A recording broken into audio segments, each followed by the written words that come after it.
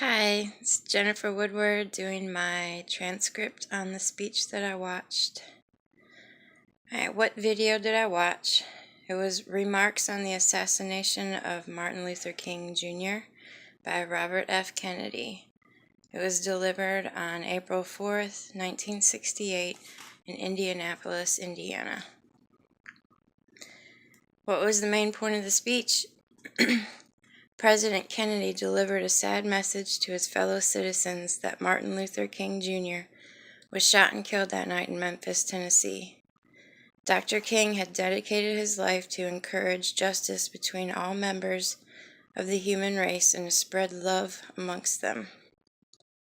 He died in the principle of his endeavor. Kennedy was trying to keep the world calm and to remind them what Martin Luther King was all about.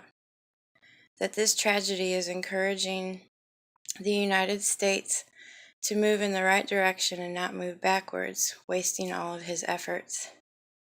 He addressed that the black community has the right to be hateful and want revenge against the white people, but gave them another option to think about. The option to make an effort to replace all the violence and hatred in the world with an effort to love and have understanding. After all, this is what Dr. King stood for.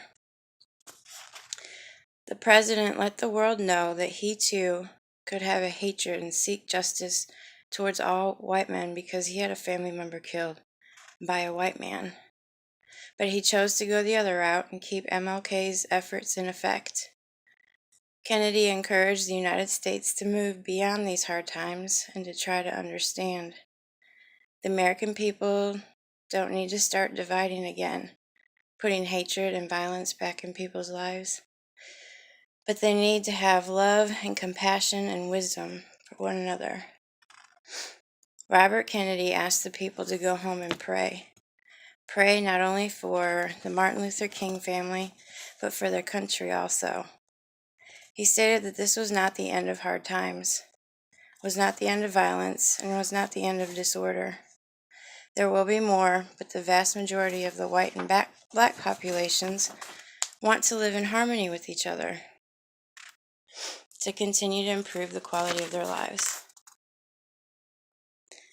Just a side note, President Kennedy's speech, I thought, was something that we don't hear from our leaders anymore, talking about prayer and forgiving one another.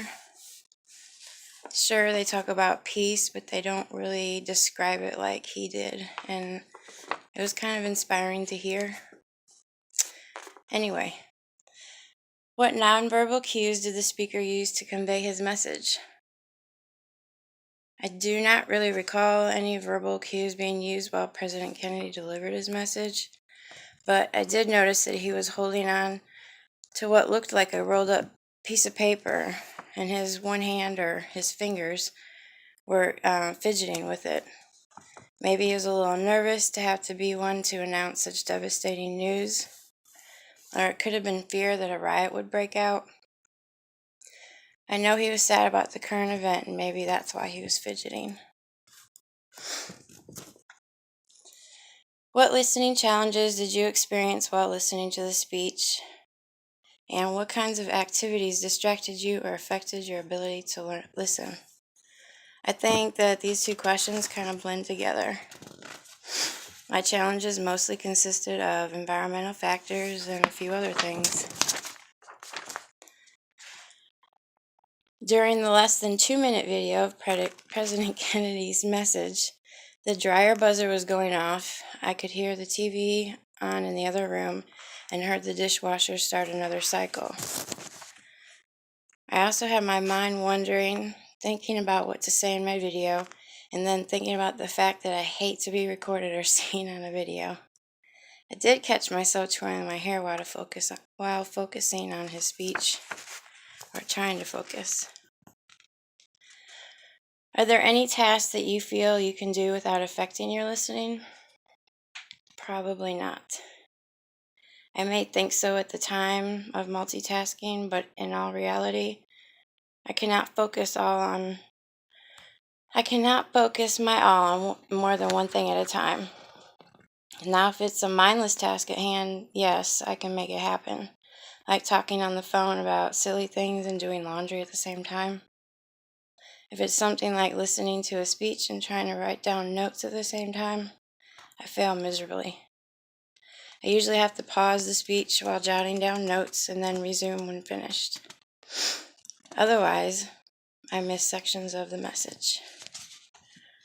Well, thanks for listening to my little spiel on my speech.